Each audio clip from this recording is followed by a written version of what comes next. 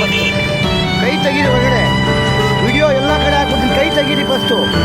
ನಾವು ಕಷ್ಟಪಟ್ಟು ಕೊರೋನಾ ಟೈಮಲ್ಲಿ 10 ರೂಪಾಯಿ ನಿಮಗೆ ಕೊಡ್ತೀವಿ ಅಂತ ನಿಮ್ಮ ನಿಯತ್ಗೆ ಎಲ್ಲ ತೆಗೀರಿ, ಕೈ ತೆಗೀರಿ. ನೋಡಿ ಗೆಳೆಯರೆ, ಅಪ್ಪ ಸೌತ್ ಸರ್ಕಲಲ್ಲಿ